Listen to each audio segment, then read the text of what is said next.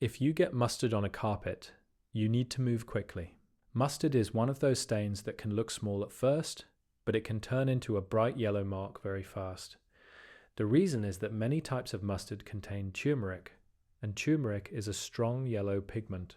It can cling to carpet fibers and leave a stain even after the actual mustard is gone. So the first thing to remember is simple. Do not rub the mustard into the carpet. If you rub it with a towel, you can spread the stain and push the yellow color deeper into the fibers. That makes the stain harder to remove. Start by removing the extra mustard from the surface. Use a spoon, a dull knife, or the edge of a plastic card. Gently lift the mustard off the carpet.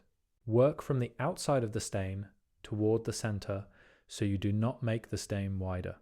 Wipe the mustard onto a paper towel, then go back and lift more if needed. Take your time with this part. The more mustard you remove before adding liquid, the better your chances are. Once the thick part is gone, you may still see a strong yellow stain. That is normal. At this point, you are not trying to remove the blob anymore. You are trying to remove the yellow color left in the carpet. Now, take a clean white cloth and dampen it with cool water or lukewarm water. Blot the stain gently. Press down, lift up, move to a clean part of the cloth, and repeat.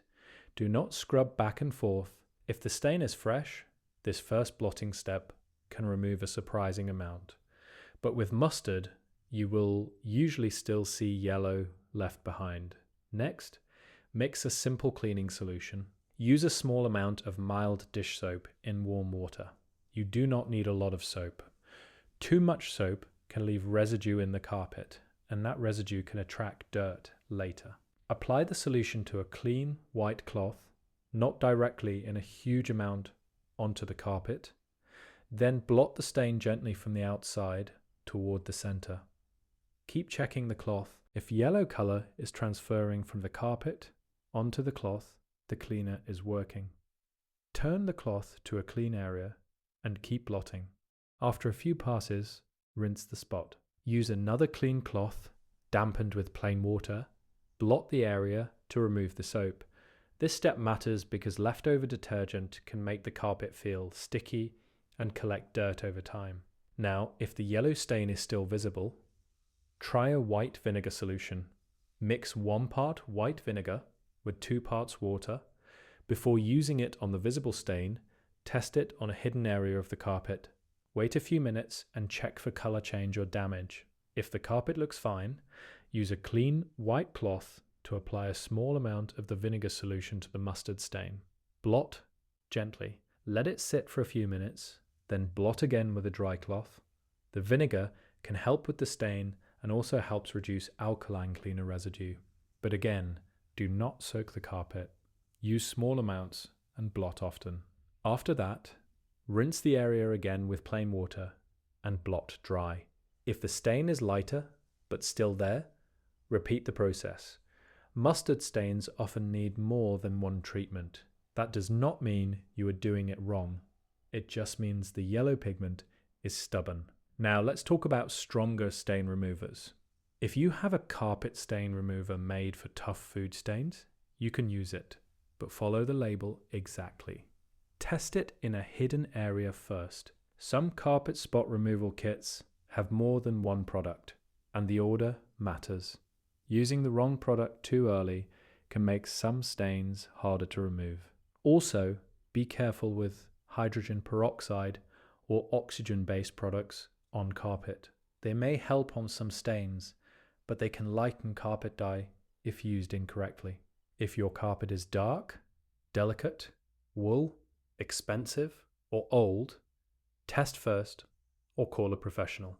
You may also see people using a heat transfer method with a wet towel and an iron. That method is used by some professionals for certain carpet stains, but I would be careful using it at home. Too much heat can damage carpet fibers, affect the backing, or set some stains if the wrong product is used. If you are not experienced with that method, do not start there. For a normal home method, start with scraping, blotting, mild detergent, rinsing, diluted vinegar, and careful drying. Once the stain is treated, dry the carpet well. Press a clean dry towel over the area to absorb moisture. You can place a dry towel over the spot and press down for a minute or two. Then let the carpet air dry completely. When the carpet is dry, vacuum the area to lift the fibers back up.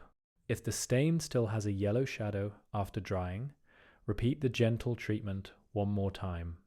Sometimes the stain looks different when wet, so it is better to judge after the carpet dries. The biggest mistakes to avoid are rubbing, soaking the carpet, using too much soap, skipping the rinse, and using heat too early. So the simple method is this. Lift away the extra mustard first, blot with cool or lukewarm water, use a small amount of mild dish soap solution, blot from the outside toward the center, rinse with clean water, use diluted white vinegar if the yellow stain remains. Rinse again. Blot, dry, and let the carpet air dry completely. Mustard is one of the harder food stains because of that strong yellow color.